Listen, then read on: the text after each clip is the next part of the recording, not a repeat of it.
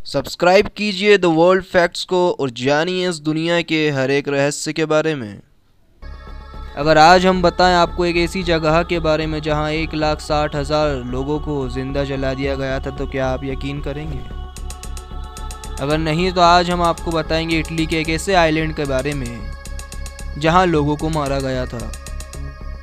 इस आइलैंड का नाम है पोविग्लिया आइलैंड। इस टापू को आइलैंड ऑफ डेथ भी कहा जाता है। यह एक ऐसा आइलैंड है जहां पर कोई जाना पसंद नहीं करता। लोगों का मानना है कि जो यहां गया है वापस नहीं लौटा। कहा जाता है कभी ये मौत का टापू अपनी सुंदरता के लिए बड़ा ही मशहूर था।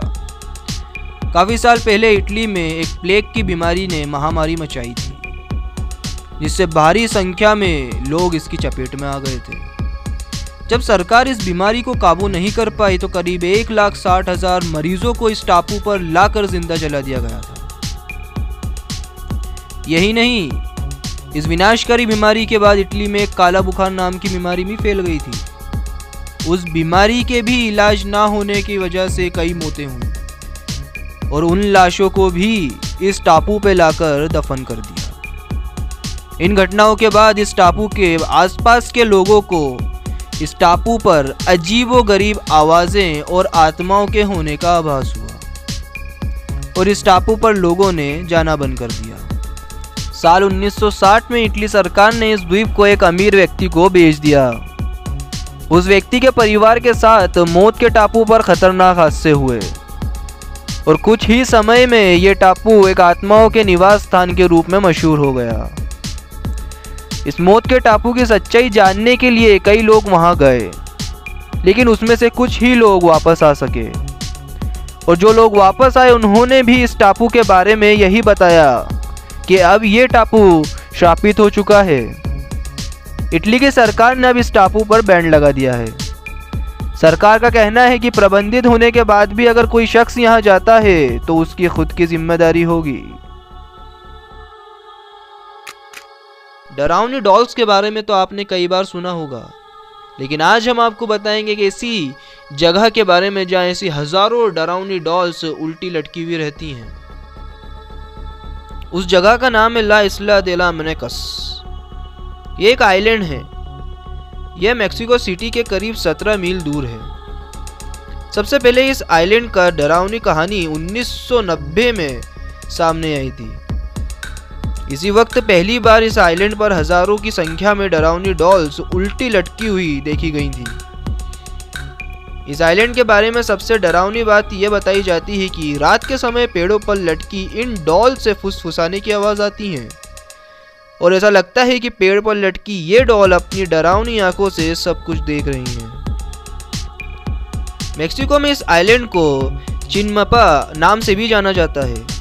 बताते हैं इस आइलैंड पर सबसे पहले सेंटाना बरोरा नामक एक शख्स रहा करता था। वह अचानक अपने परिवार को छोड़कर यहाँ चला आया था। सेंटाना के यहाँ आने के बाद इस आइलैंड के बारे में लोगों को जानकारी हुई। इसके बाद कुछ लोग इस आइलैंड पर घूमने भी आए थे, जिसमें एक छोटी बच्ची भी थी। बताते हैं कि उस बच्ची की मौत आइलैंड के किनारे पानी में डूबने की वजह से हो गई थी। इस घटना के बाद बच्ची की मौत वाली जगह पर सेंटाना को एक डॉल मिली। सेंटाना को लगा कि उस गुड़िया में उस बच्ची की आत्मा है, जिसकी यहाँ डूबने से कारण मौत हुई थी। जिसके बाद सेंटाना ने उस डॉल को पेड़ पर लटका दिया। फिर तो यह सिलसिला कई सालों तक चलता रहा। सेंटाना को आइलैंड के किनारे टूटी फूटी डरावनी डॉल्स मिलती रही और वो उन्हें इस पेड़ पर लटकाता रहा। आज आइलैंड पर हजारों डरावनी डॉल्स लटकी हुई हैं। ये इतनी भयंकर दिखाई देती हैं कि किसी भी इंसान की इनको देखकर जान हलक में आ जाए। रिपोर्ट के मुताबिक सेंटाना आइलैंड पर करीब 50 साल तक रहा था, लेकिन साल 2001 में रहस्यमय तरीके से उसकी मौत हो गई।